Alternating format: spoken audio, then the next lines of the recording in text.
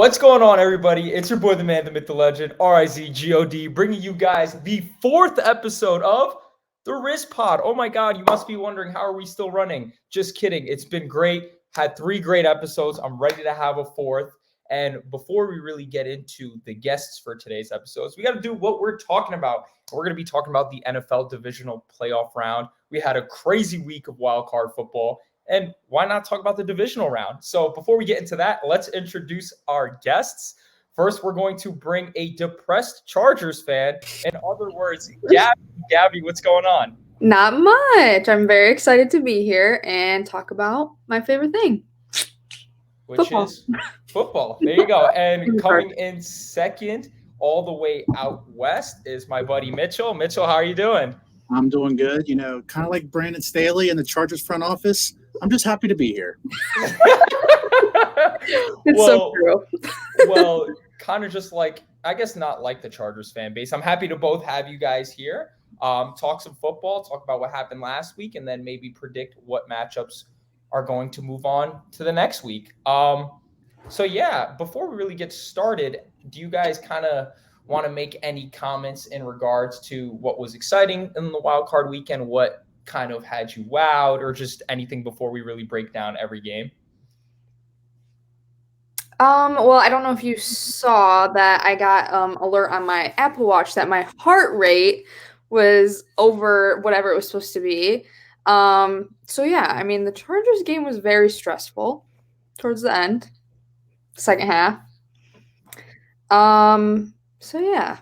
They only put up 3 points. As a Pats fan, like, it was nice. I could just sit back and just watch the games. I wasn't stressed. I could just enjoy some good football that was being played, some really close games. Luckily, my heart rate wasn't above 80. That's probably not a good heart rate, but that's probably about where it was. Yeah, and I think before we go into the matchups, obviously we'll dive into it, but, you know, end of an era with Tom Brady losing to the Dallas Cowboys. Michael Brady's take in the last episode didn't reign true. And a lot of people said some stuff about that on TikTok, which is pretty funny. But yeah, we'll really get into it. Since we were talking about it, why not start off the first segment with the Jaguars versus the Chiefs?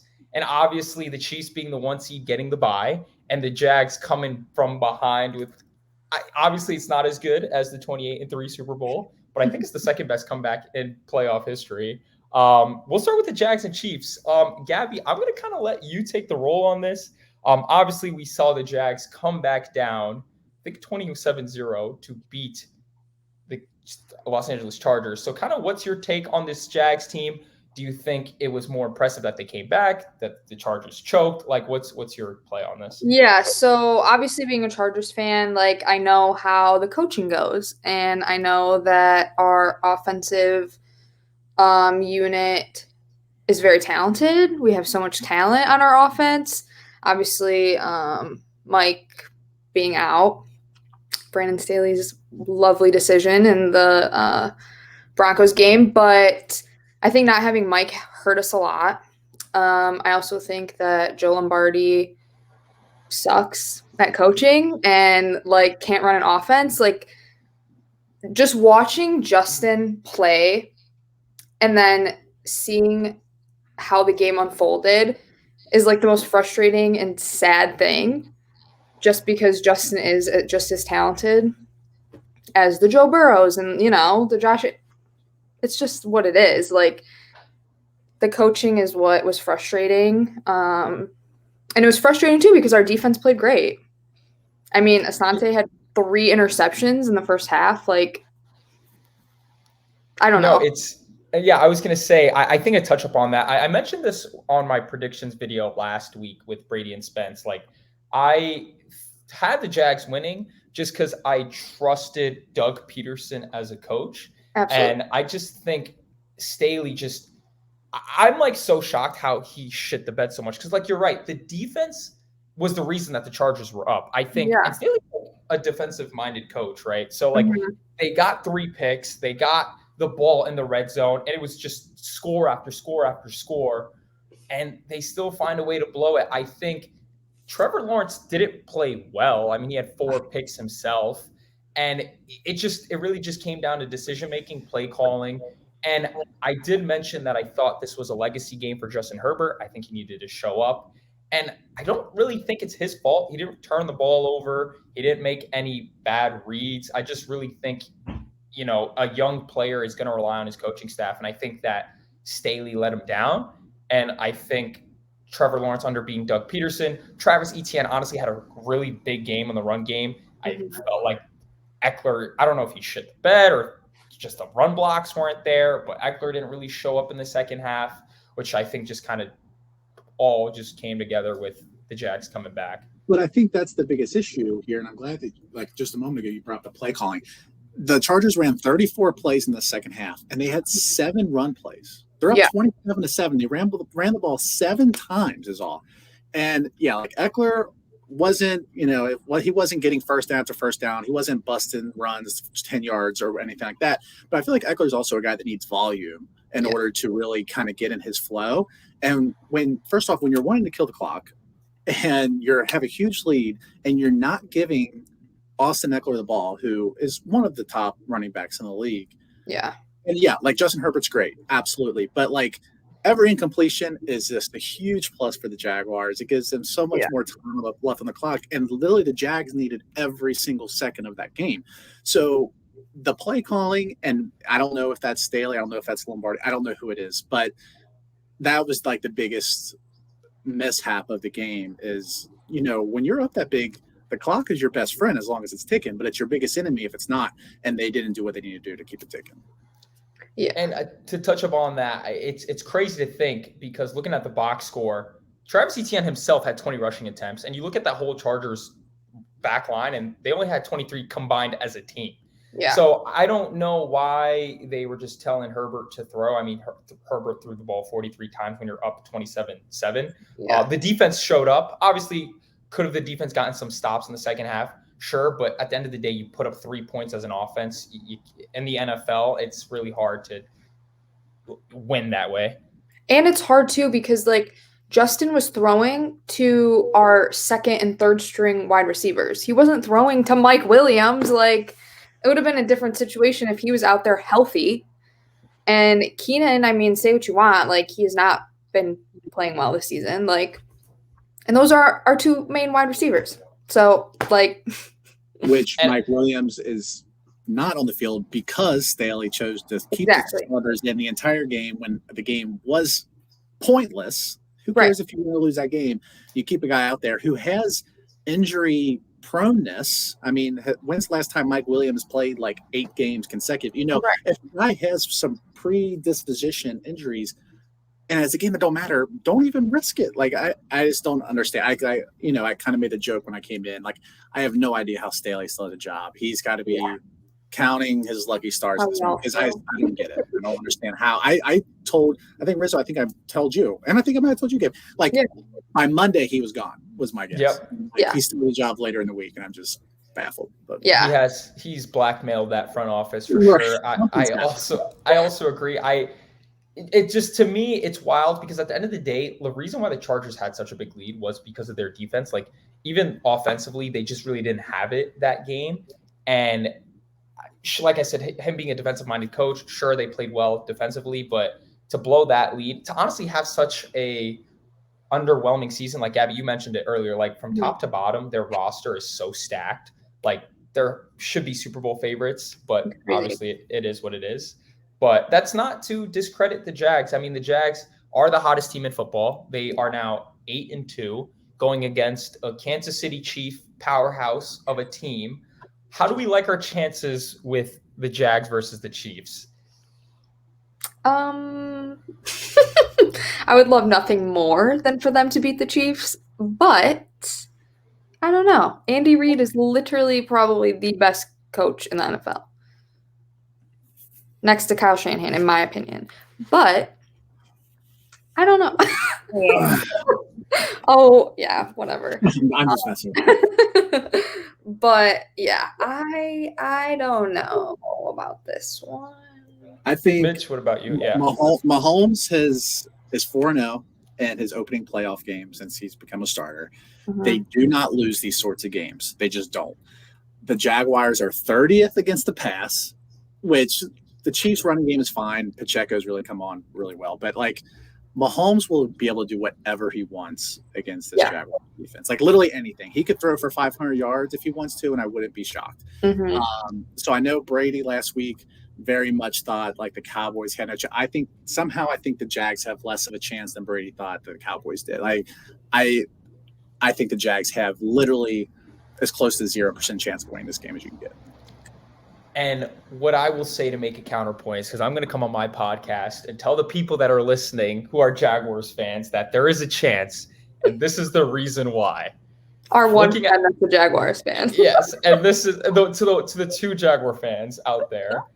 The reason why they have a chance, and it makes no sense at all, on Saturdays in Trevor Lawrence's life has never lost. He is 37-0 in high school, in college, and in the NFL on Saturdays. Does it mean anything? Probably not. But that is something that Trevor Lawrence has in the back of his pocket that Patrick Mahomes does not. And at the end of the day, Trevor Lawrence has this big win under his belt. He has proven to come alive in big games. Was last week him coming alive? No, but I feel like he can play through adversity, and going to Arrowhead Stadium against a powerhouse Kansas City Chief offense. Ultimately, I think it's going to come down to a shootout or the Jags making this a low-scoring game. I don't know how Patrick Mahomes does it. I mentioned it last week. He has Jerick McKinnon now, who looks like LaDainian Tomlinson. He has Pacheco, who's coming into his own. You got Kelsey, obviously. You have so many weapons that Patrick can throw it to. He does all these stupid shenanigans. It's like he's playing backyard football, throwing it this way, throwing it like this, throwing it underhand, throwing it behind his back. I don't know how he does it, but the guy is special. He's proven to make it deep. But I think with Doug Peterson, having Trevor Lawrence have that jitters out the way, they almost blew it at home, but they came back. And I think Trevor Lawrence is kind of built for the moment. It's also, if you look at the Kansas City schedule, they've struggled against the AFC South this season. They lost to the Colts. They almost lost to the Texans, who is one of the worst teams in football. Why not lose to the Jags? I think the Jags do have the weapons. They got Ingram. They got Christian Kirk, who deserved his contract. You got Travis Etienne, who's balling out. You have Zay Jones, Marvin Jones. Like, they got weapons. I think it really just comes down to if they can either keep up with the Chiefs or if they can slow the Chiefs down. Realistically, I don't think the Jags beat the Chiefs, but like I think the Jags could shock some people by making it close. But at the end of the day, you're betting on Patrick Mahomes versus Trevor Lawrence, and I'm gonna have to pick Patrick Mahomes. Yeah. Go ahead. Oh, I was just gonna say I would agree. I think that when you said that Trevor Lawrence is built for the moment, I think that is the truest statement ever. I mean, I think just watching him in college, like religiously to now, I mean, he basically took the worst team in the NFL last year to the playoffs and now the divisional round, you know? So I think that, I don't know. We'll see. It's so unpredictable anymore, but like, who knows what's going to happen? I mean, the Chiefs are the number one seed, whatever, debatably. But I think it's going to come down to coaching. And I could see that as well. Mitch, I'll let you go before I make a point. I was just saying, and we'll talk about the other game a little bit later, but I think everyone in the AFC, like all the experts always talk about in the AFC, the Chiefs, Bengals, and the Bills.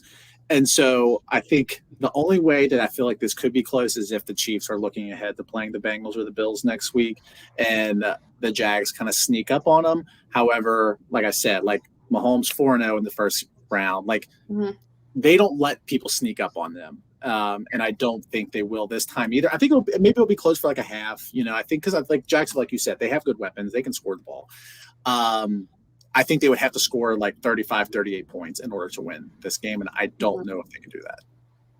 Yeah, I agree with that. And I think at the end of the day, it's whose offense do you trust more? My thing with Andy Reid, and I think which is different from the Jags, is like I genuinely don't think Andy Reid really needs to even coach the Chiefs for them to go out and win this game. Yeah. For the Jags to win, Doug Peterson needs to coach one of the best games of his life, which I think he can do. I think that play call that he had with ETN running the ball on that fourth down towards the end of the game was such a great call. I think he can pull up some magic sleeves. Philly special again with Jacksonville Jaguar style. I don't know. And I do want to mention, because I don't think we mentioned it yet, that they these two teams have played back in November, and the Chiefs won 27-17, but that was a completely different Jags team. I mean, I think the Jags have only lost one game since then. So they have played before, but I do realize that this is a completely different, way more confident Jacksonville team that Kansas City will face them. But. And the playoffs, I think, just certain guys, I think, feel something different. I don't know. Like, playing sports my whole life, when it mattered more. And I'm sure a lot of these guys on the Jags teams, they have nothing to lose. The Chiefs have everything to lose, honestly. So I think that also will play a big factor in the game. So, yeah, no, I agree. I think the Jags are playing with house money, which is always something you want to play, which I think is going to be a great segue to the other side of the bracket, where we have another divisional round game between the number 1 seed Philadelphia Eagles and my New York Giants, who I feel like is playing with house money right now. I'll kind of go on a little spiel about the Giants' chances. But before we really talk about the Giants' chances, we'll do kind of the same thing that we did with the Jags and kind of talk about how they got there. Obviously, the Giants going to Minnesota, being the underdog, versus primetime Kirk Cousins, one of the best QBs in the league, am I right, against a high-powered Kevin O'Connell offense. At the end of the day, I think a lot of people saw this coming, me, myself included. The Vikings are frauds. They're kind of chokesters. They're really not meant for the moment, and their record was pretty fraudulent. I think, and I mentioned this last week, and I think this is such important to note, that the Vikings were 11-0 in one-score games. If you flip that over, they would have finished the season 3-14. That's kind of insane if you think about it. Yeah. Obviously, given that it's the playoffs, a lot of people thought that, hey, if they can play well in one-score games, they'll just be fine. But Daniel Jones, man, Danny Dimes really has that dog in him. I think Brian Dable really has this team in that way that it kind of feels like those Eli Manning Giants during the runs when I was a kid. They just felt like, hey, we don't have big superstars. We just have team camaraderie. And I think the way that they played against the Vikings is scary because ultimately Saquon didn't do that much. Daniel Jones was on the ground. He had 300 passing yards. He was giving the ball to Isaiah Hodgins, giving the ball to Darius Slayton for big plays. They didn't need the home run play. Daniel Jones was making the right play. And the defense stepped up, holding the Vikings to 24 points. I mean, it's not elite defense, but it's got the job done. And I think against the Eagles, and I'll kind of touch up on how I feel like they'll do, but we'll just kind of preview. I'll let you guys on your thoughts on the Giants heading into this game. I think for a team who their fans have been talking all season about how they're going to the Super Bowl and they have the best wide receiver in the NFL, really didn't have anything to show for it in this game. And I have written in big letters in my notes that Daniel Jones is underrated because I think he is.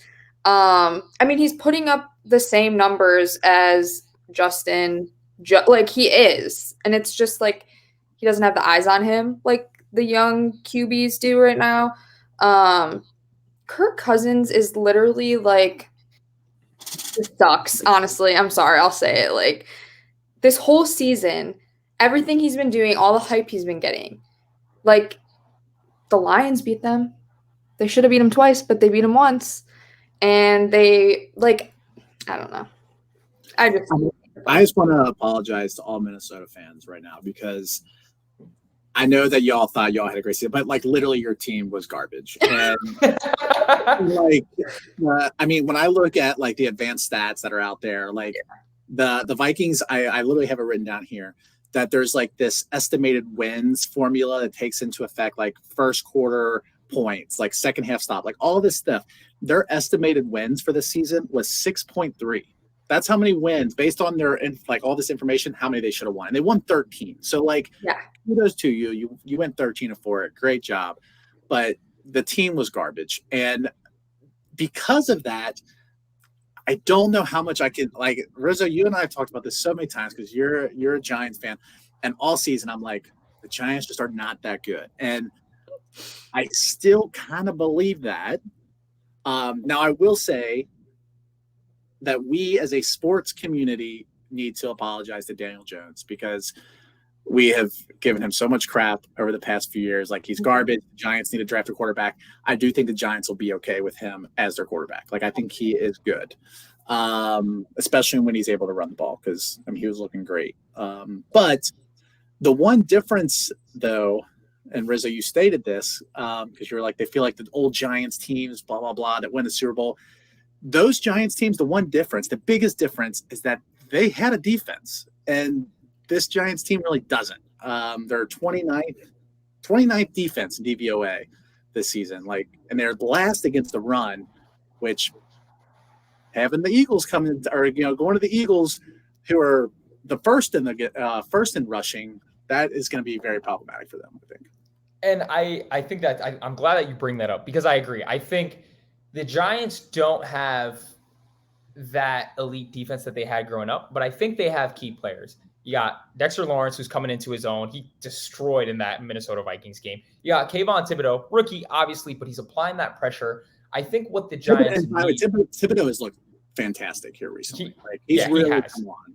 Yeah, he's coming in prime form, which I think the Giants' game plan going against the Eagles really is, you got to have a QB spy on Jalen Hurts. I think you got to let Jalen Hurts beat you in the air, and ultimately, I'm okay with that, because the Giants have played the Eagles twice. They came to MetLife. They destroyed us, whatever. We went week 17, had our third stringers, Davis Webb, out there, and we almost won the game. So I think the difference between – and I think what I love about playoff football compared to different other sports is it just comes down to one game. You just need one game. Yeah. A good play calling, a good game script, a good bounce your way, a good defensive play. I think the Giants can win. Philadelphia's fan base, Philly is not going to be filled with Philly fans. New York will travel to Philly. It's a close drive. I think the atmosphere is going to be great. I think it really just comes down to how great Saquon Barkley can be in this game, because this Philadelphia Eagles defense and their secondary is no joke. I don't think Daniel Jones is going to have this kind of game that he did against Minnesota. Darius Slay is top tier. Bradbury was a former Giant, so he has something to play for. So I think Dable's going to kind of coach them to be like, guys, listen, it's going to be a team effort. You just got to block, block, block. I think they're going to have a lot of screens. I think they're going to have a lot of short passes. With Daniel Jones on the run, I mean, he had 75 rushing yards. Why not go for it again? And I think the difference between the Eagles and the Giants is Daniel Jones has proven that he can win a playoff game. It's time for Jalen Hurts to do the same. I know Jalen Hurts is a little banged up too. So we'll see. I think it's really going to come down to if Jalen Hurts is ready for the moment. And in my predictions video, I had this matchup last week. I did have the Eagles winning.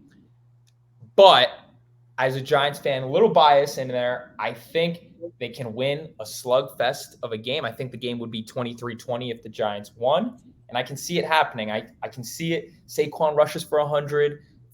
Daniel Jones throws for like 220 with a big touchdown. Very Eli-esque to end the game in a game-winning drive. Because Daniel Jones is one of the most clutchest quarterbacks in the league this season.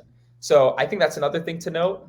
And I kind of just don't like Nick Sirianni. I think he's kind of overrated. I think he has a great roster, and he just kind of walked in to just talent. So I don't know. That's just my take.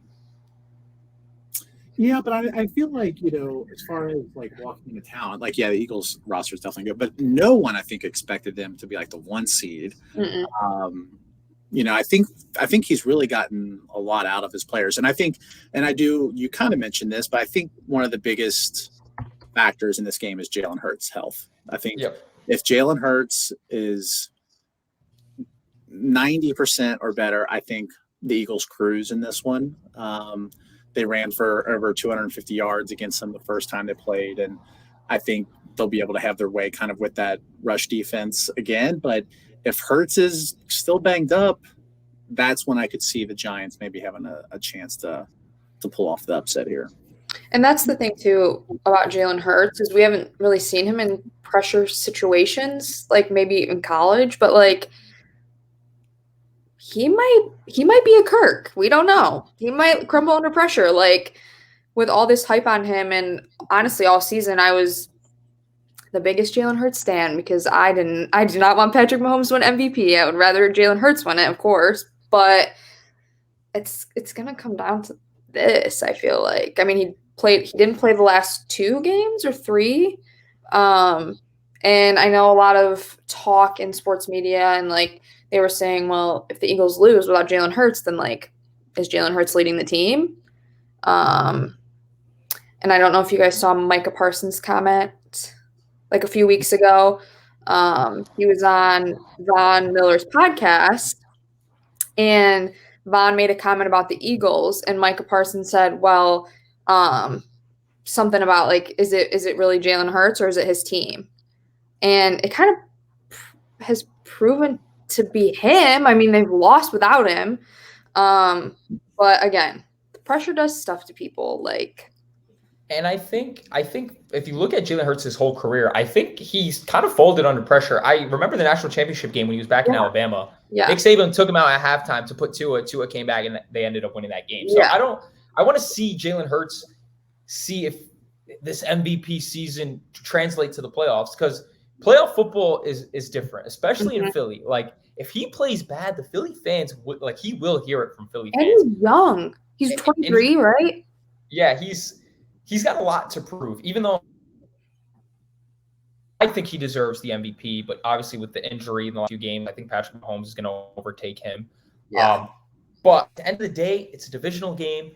Beating a same team in your division 3 times is hard to do, especially with how great of a coach Dable's been. He's going to have the game plan. He's going to have an idea of what he wants to do against this team. And I think Nick Sirianni, just the battle of rookie head coaches, it's going to be who comes out on top. And right now, I like the data behind Brian Dable. I think his play calling, I think the way that he has these guys riled up, they're playing on house money. No one expected the Giants to be there, and nobody's going to expect them in the NFC Championship. And that's why, not gambling advice, you should bet the Giants to cover the spread, and maybe bet the money line. Like I said, not gambling advice. I suck. So, but and like, if we go back to week 1, the Eagles beat the Lions by a field goal. And obviously we know the Lions have proven to be like a pretty damn good team. But that was literally week 1 when the Lions had no sense of anything. They started out 1-6, so obviously the Lions were playing like shit. And they almost beat the Eagles that ended up being the number 1 seed. So I don't know if that's more telling about them or about the Lions, but I don't know. I think it could be a toss-up, honestly, between the Giants and the Eagles.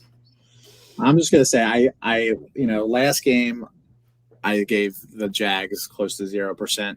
I think I would give the Giants about like 6% to win this game. Like that's how good I feel about the Eagles rushing attack. Miles Sanders, Miles Sanders had 144 yards against them last time. I mean, like Miles Sanders really doesn't go for that big of games typically. So I think it's just going to come down to them run the ball over the Giants, and I think the Eagles advance. And with the run game, it really comes down to who's going to control the clock, and if they really just run through that Giants team. I will say, though, I think the Giants team is a lot different than when Miles Sanders came to MetLife and just like destroyed us. Dexter Lawrence has improved. Kayvon Thibodeau has improved. I think we're going to be in for a good one, which I'm excited for. I'm excited for that game. All right, great. So we talked about the number 1 seeds versus kind of the Cinderella stories. I think now we'll have some fun and kind of talk about the game of the week, really. And it's going to be the Buffalo Bills versus the Cincinnati Bengals. I think this matchup has kind of like Super Bowl vibes to it, especially what happened with the Damar Hamlin situation a couple weeks back. I think there's so much to this game more than football. Not that there's like this rivalry, but there's just so much more to it because we saw this game a couple weeks back just kind of get, obviously not played through, and it was making up to be a great game. So, Mitch, I'll let you kind of take the reins on this. Before we really go between this matchup, how do you feel like the Bengals and the Bills divisional or their wild card play will impact the way they play this game? It's a really interesting one because, these two teams have been Super Bowl talks all season long. The Bengals, of course, made the Super Bowl last season. The Bills felt like they were robbed on a coin toss, last season with the Chiefs. So, like, these two teams are like juggernauts, and we get that. But last week, they certainly did not look like juggernauts. The Bengals struggled. They needed, Hubbard run 98-yard in order to get past the Lamar Jackson-less Ravens. And Chubba choo-choo. And Buffalo looked very average against a pretty banged up and not great Miami team. So it's like, were both of these teams just looking ahead and Miami and Baltimore both almost snuck one out? Or like, are both teams kind of banged up? I mean, the Bengals offensive line took another hit with Jonah Williams being out. So like, is there actually real signs, like warning signs for both of these teams that they may not be able to make the run that everyone thought they were? I don't know. This game is going to be really telling of that.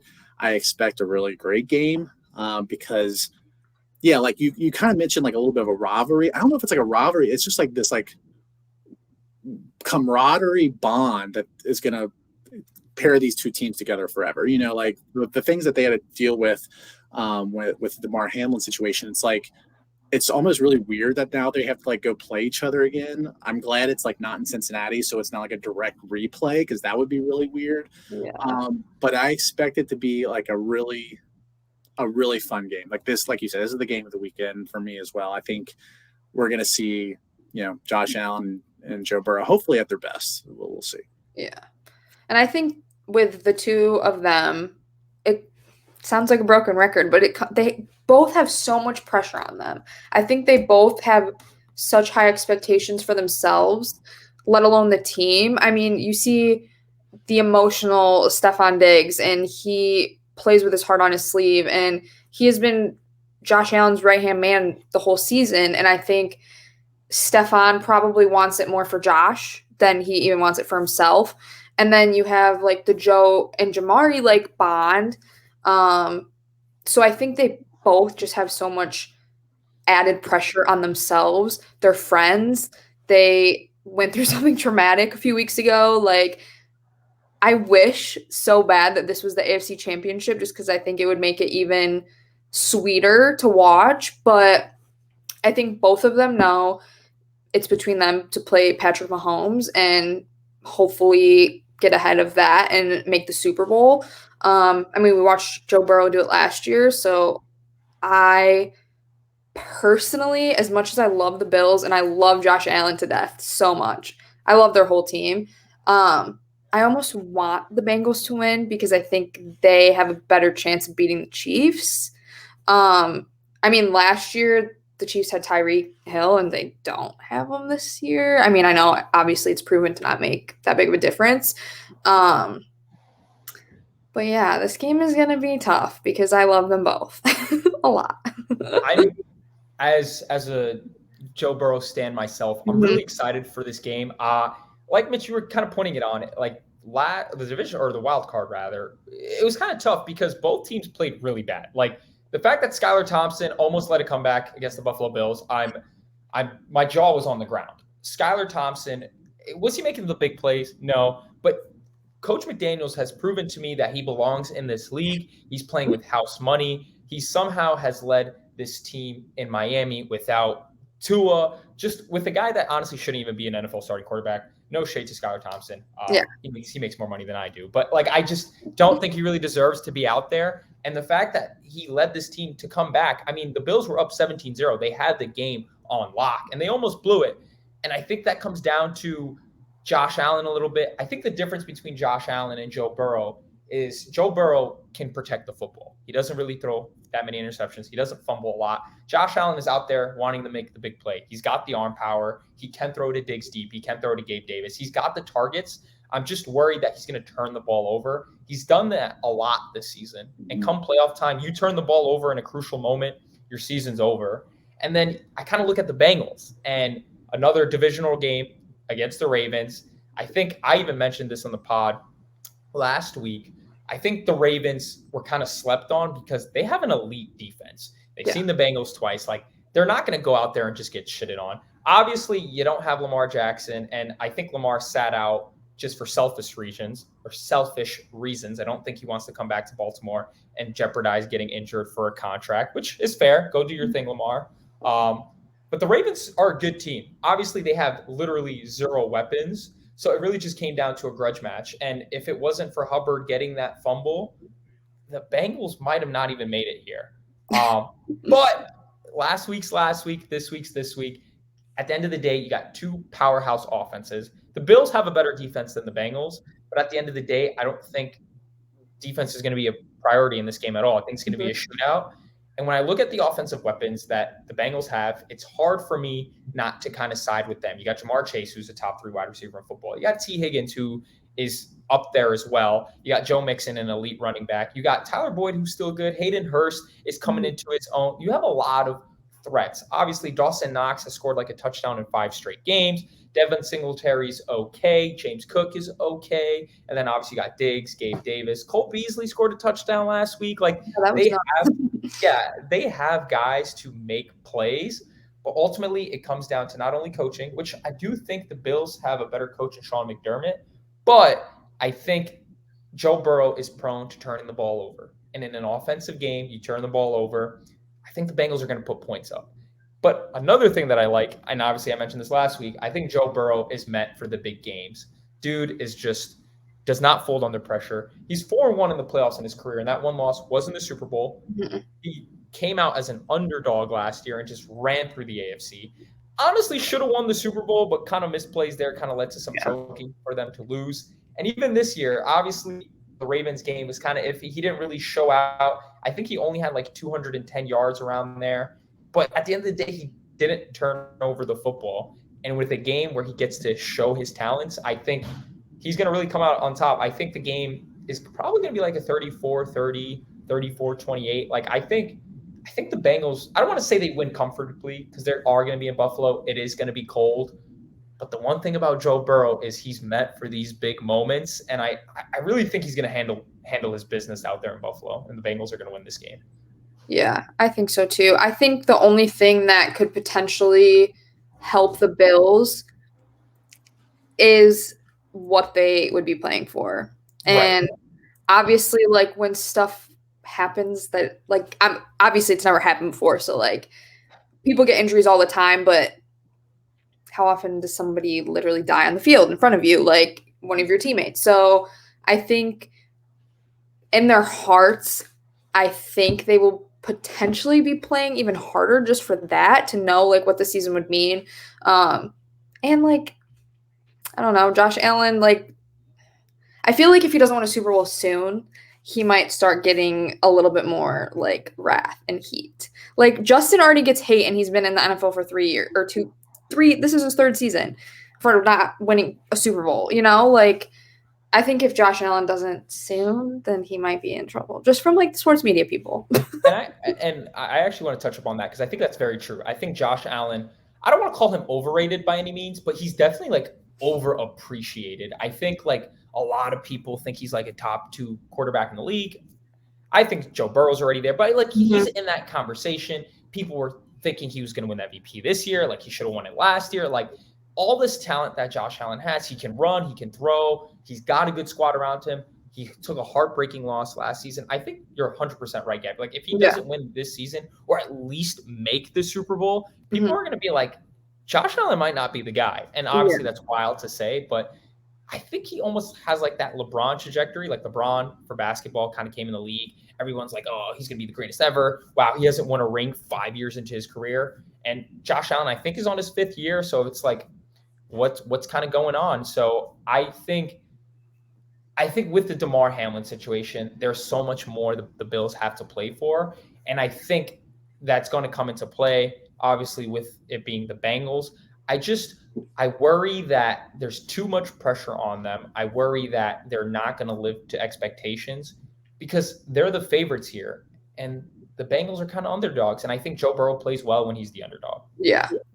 I think one player I think is like the biggest X factor for this game, and it's someone who's actually struggled a bit and we haven't mentioned, is the person who was the most clutch in last season's Bengals run is their kicker, Evan McPherson. I think if Evan McPherson is able to make his kicks, I think the Bengals win this one. But, you know, he's been missing some extra points. He's been missing some field goals that he would typically make. And what he did last season as a rookie in the playoffs was like phenomenal. Like he was so clutch. He made every free, field goal he kicked. But I think if we see a regression and we see him maybe miss a couple, I think that's when the Bills are going to be able to sneak one out. So I think that's the biggest X factor. I think for me, I do think the Bengals will pull this one out on the road, but only if McPherson doesn't miss an extra point or a field goal. Mm-hmm. I actually think Yeah, I was gonna say before we really move on, I do want to touch upon that because I think that's actually very crucial because there is one game left that we didn't talk about last weekend, but I think kicking, especially in the playoffs, is going to be huge. Evan McPherson had such big moments last season, such big moments. He had a game-winning field goal. Like he just had this like mantra around him. Like everybody was like, "Evan is the reason why we're here," and he was just like, as a rookie, like people were saying he's the next Justin Tucker. I mean, like right, a rookie. And that's a big comparison. Yeah, and like he literally had this this mantra around him where he's that guy. And this playoff run, especially the last few weeks of the season, he's kind of been lackluster. Like he's ranked, I think like I was looking at the rankings, he was like based on like advanced analytics, he was like the 17th best kicker. And like granted that the Bengals are supposed to be a playoff team, like kicking is a big part of football that a lot of people like to overlook because when you can't score a touchdown, you rely on your kicker. And if Evan McPherson can't be relied on in Buffalo, it's going to be cold. If he kicks a couple of bad ones, that's going to cost him some points. And I think that's something huge to note because if it's going to be an offensive powered game, the kickers need to show up. So hopefully McPherson does. Absolutely. It's going to be a fun game. Any final takes before we move on? No, I'm just excited for it. I think that, like I said, this is the game of the weekend. I'm so excited to. I mean, the fanfare for the Monday night game, 3 or 4 weeks ago, was huge. I mean, that like literally it felt like a playoff game, on Monday night, and of course it got stopped in the first quarter. Yeah. And so, like, to see these two teams play and battle it out, it's gonna be a lot of fun. No, I agree. And what better way to start talking about kickers than segueing to the next matchup with the Dallas Cowboys versus the 49ers. Obviously, before we really go into this matchup, I want to talk about how these teams got here, especially with the Dallas Cowboys, honestly having a very dominant performance over the Tampa Brady Bucks. Play on words, because that's really what the team really is Tom Brady. I will come on the pod and say I was wrong, along with Brady, along with Spencer. We thought that Tom Brady was going to become Superman again and really just dismantle this Dallas Cowboys team. But they came out, played hard, played great defense, and the Bucs defense just made Dak Prescott look like Joe Montana. It's like if you look at his Dak Prescott stats, 5 total touchdowns in this game. He, like, on paper, you thought he was the next coming of Jesus Christ. But ultimately, I don't think that's really how it turned out. I think the stats are misleading. And their kicker, Brett Maher, was just terrible. I don't know if his leg was numb. I don't know if Tom Brady slid a check underneath his doorstep. Like, he was brutally bad. And you mentioned Evan McPherson. I think, I saw a clip of CeeDee Lamb and Dak Prescott kind of backing him up, like, yo, we're behind you, we got you. But if they didn't look like it on the. They didn't look I was gonna say Dak did not look happy. Yeah. He might have had his PR person be like, "Hey, you need to have his back," but on the sideline, Dak did not look supportive. Yeah, they were coming out trying to basically mend the fences that what you guys were saying, their facial reactions on the sideline. I don't know. I worry for the Cowboys in close games, especially against this 49ers team. They handled business. Tom Brady's an end of an era. Will he retire? I don't know. Is he going to a different team? I think if he doesn't retire, he's definitely leaving Tampa. And it sucks to see. Being from New York, obviously, I'm not a Jets fan, so Tom Brady really didn't hurt my feelings growing up because every time that the Giants saw him, we handled business. But I think Tom Brady losing the way that he did, and this is kind of a fucked up joke, but me and Spencer Brady made it a lot. He lost his family for this moment, and he didn't come clutch. It's not a joke. It's true. No, it is true. So I feel bad for Tom just because he really wants to keep adding to his already stacked legacy, and this Bucs team just wasn't it. So I thought he had some Tom magic in him. It didn't really pan out. Mitch, I kind of want to hear your thoughts, just being a Pats fan, obviously knowing Tom Brady your whole life. So what's your take on it? Literally, I feel like, I mean, I thought too that Tom was going to take care of business, and like Tom didn't have a bad game. The Bucs defense was abysmal. I mean, like you said, they made Dak punished him with every throw. Hats off to Dak. I'm not a Dak supporter. I'm not a Dak fan, but he took care of business and he looked great against the Bucs. So hats off to him. But I don't think Tom will go out this way. That's why I don't think it's an end of an era. I think it's the end of his era in Tampa. But I do see him coming back for at least one more season. I don't think his story is quite done yet in his eyes. I think he would want to give it one more chance. So I think he will come back. I know Bill Simmons, really thinks there's like a conspiracy he's going to come back to New England and finish his career as a Patriot. I don't see that happening either. But yeah, I don't think Tom's story's done quite yet. Gabby, you? Yeah, so I was never a Tom Brady fan. Sorry, Mitchell. Okay. I was always a Peyton Manning fan. And I have been like the type of person that like I fall in love with players in college and I follow them. That's just how I watch sports, basketball, football, you know. So I am the biggest CeeDee Lamb fan ever. I love him. I remember watching him in college, and when he got drafted to the Cowboys, I was like, are you kidding me? Now I have to at least fake support the Cowboys. And I just love him. I have never been a big Dak fan either. I think that Dak also crumbles in the moment. He's shown it again and again and again. I think the Cowboys in the next at least 5 years will make it to a Super Bowl, I think. I don't think they'll win one. But looking at the the NFC and how things have been moving around, like Aaron Rodgers obviously has not been playing well. And there's other quarterbacks in the NFC that have just been kind of fizzling out.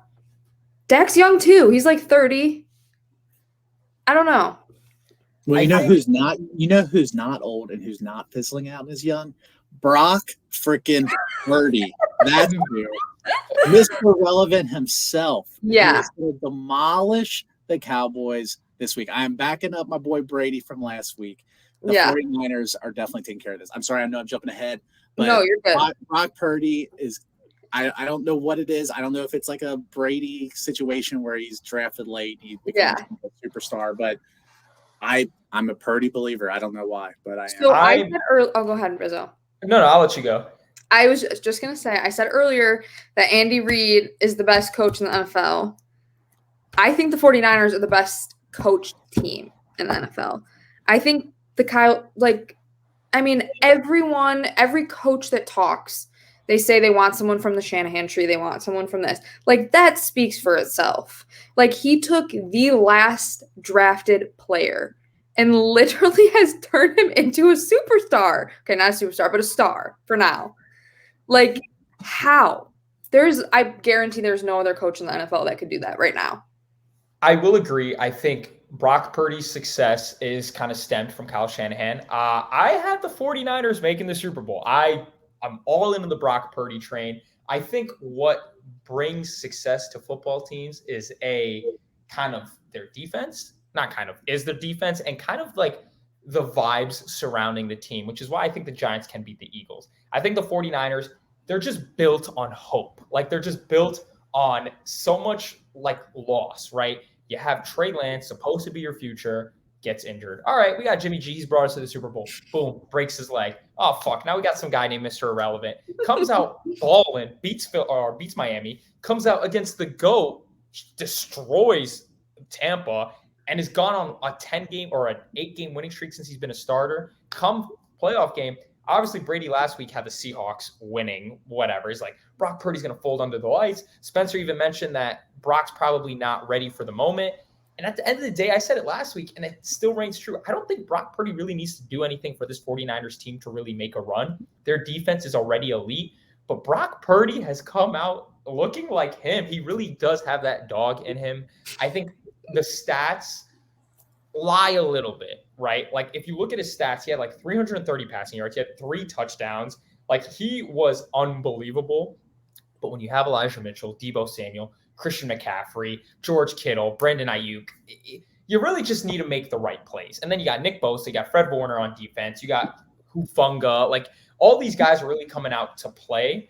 And the 49ers have a very solid O-line as well. So I think Brock Purdy really just needs to just do his job. And against the Dallas Cowboys, who I'm very, very low on, I wanted to touch up a little bit on the Cowboys because I think last week they handled business. They beat the Bucs, but like it didn't like it was dominant, sure, but it almost felt shaky at times. Like I just don't trust Mike McCarthy. They got Tony Pollard, who had a great game last week.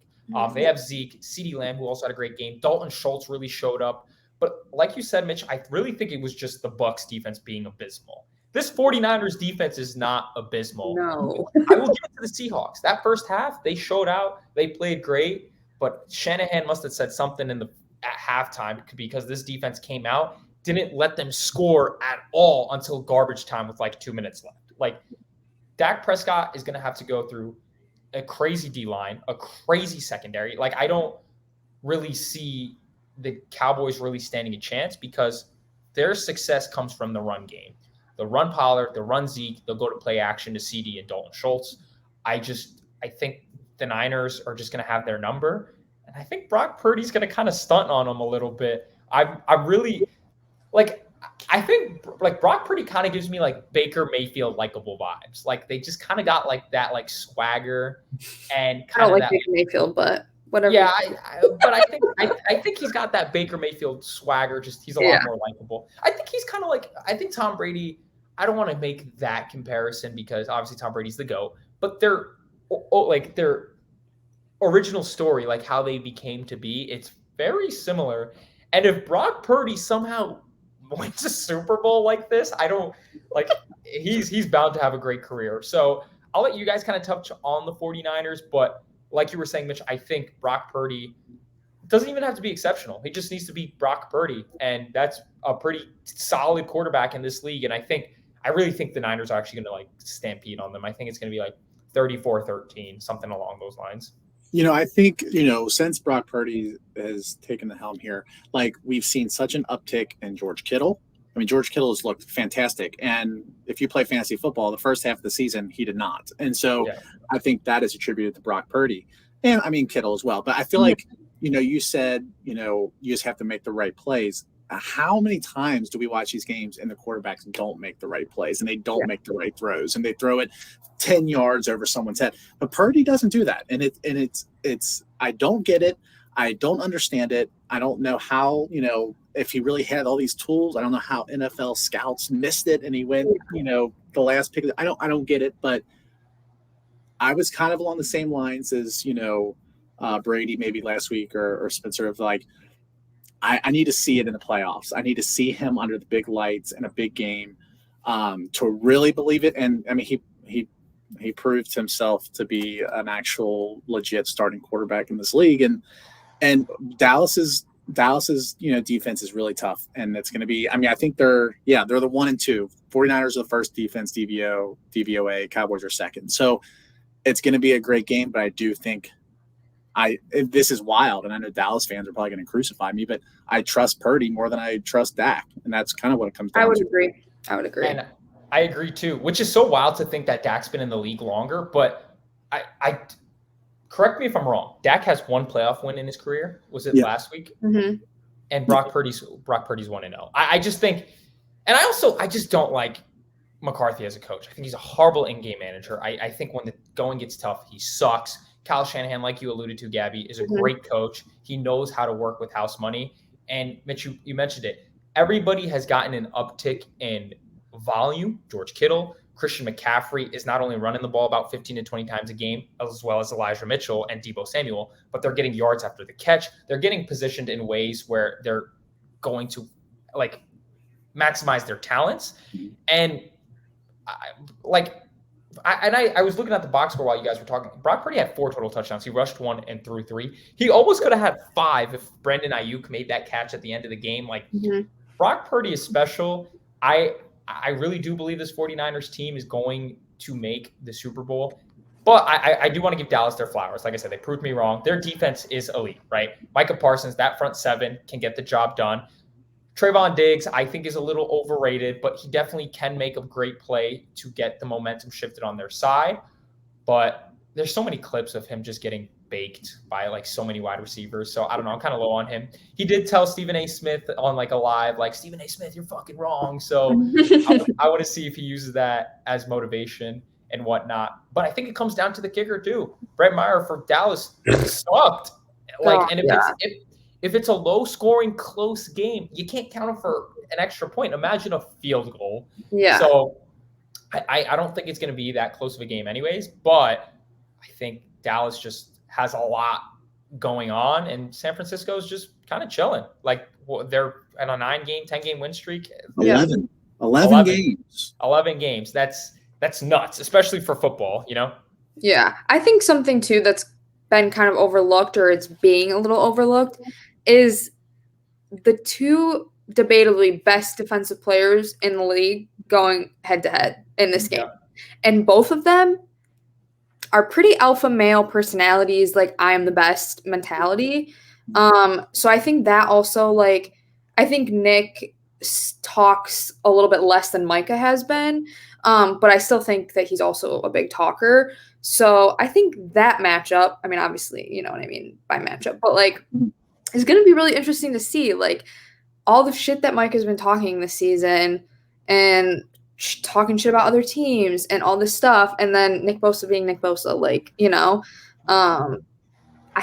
I mean, this game could very well tell us who was going to win Defensive Player of the Year.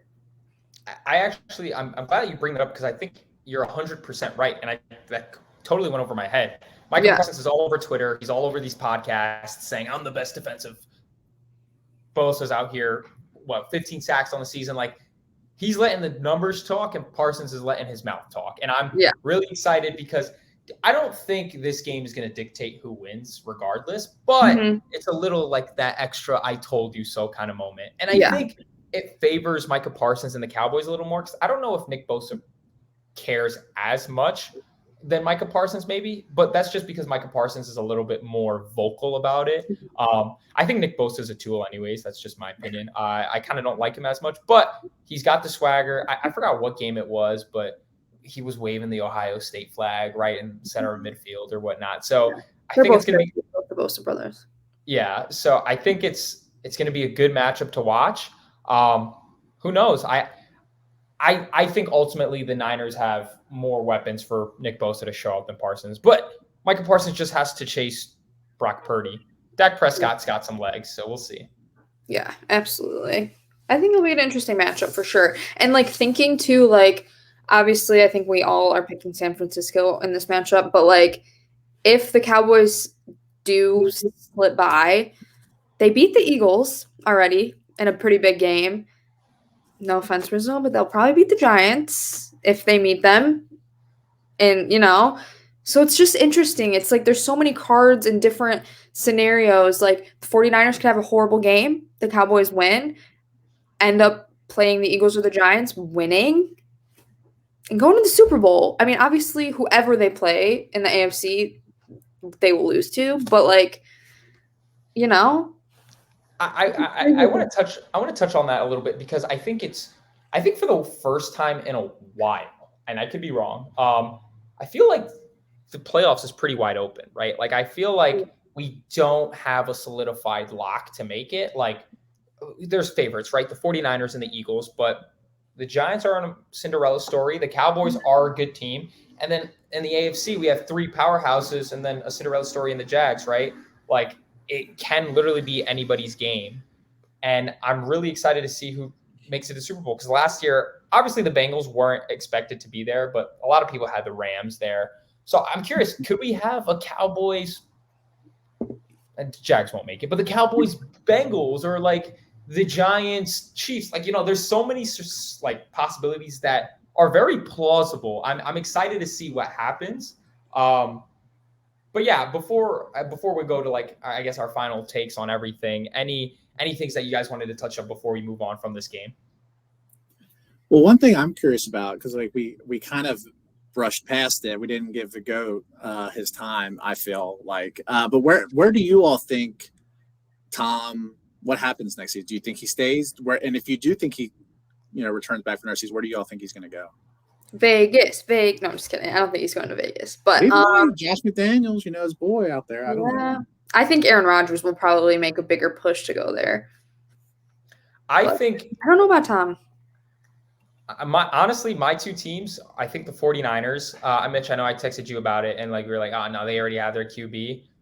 Imagine what they're doing with Brock Purdy now. Imagine Tom Brady there, not even going to get sacked. Like, he's going to go to the place that has him the best chance to win. Like, Tom Brady, he has nothing else to prove but win a Super Bowl.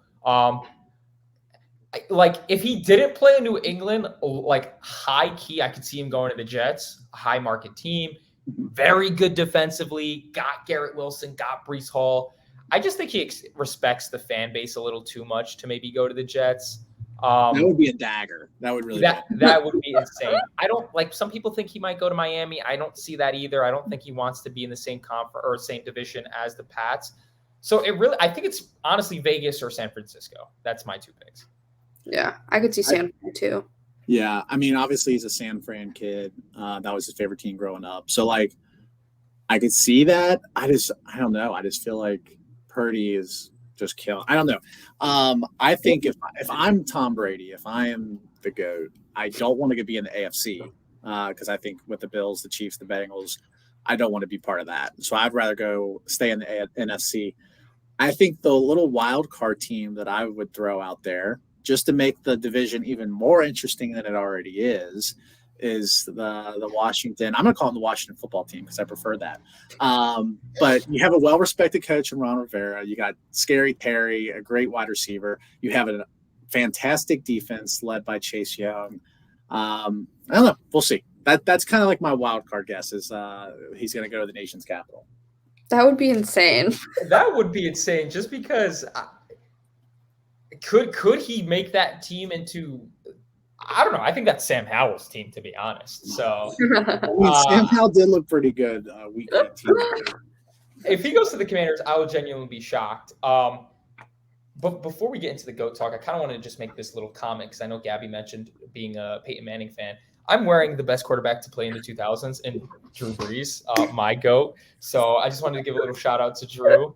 Drew, I love you here on the RizPod. So if you're ever I can't wait for Jordan to watch this and hear Mitchell talk about Tom Brady and call him the GOAT. I mean, obviously he is the GOAT, but like Jordan's a Tom Brady hater. Yeah. And since you're wearing the best quarterback of 2000, I'm wearing the quarterback of the best 2020s, Mac Jones. Excuse me. No, sorry. Wait, I want to say something, and this ties into the 49ers game against the Seahawks, and this is for you. I got into a Twitter fight with somebody because I said that Mac Jones is better than Geno Smith because he is. Sorry. And I got into a Twitter fight with some random person, and I was like, you are dumb. You know what? I'm proud of you for saying that. I mean, Mac Jones has been in the NFL for 2 years. Geno Smith has been in for 10 years. He's been a backup for his whole career. Geno's story was awesome, but yeah. I agree. We have the same birthday. We both had a broken job. We are like connected in that way. But I still think Mac Jones is better. And I will say I do want to, because we kind of did skip over the Seahawks a little bit just because they kind of got demolished. But I do want to give Geno Smith his flowers. I forgot they even played. They were so bad. Yeah, I want to give him his flowers. He had a great first half of that game. He had a great season overall.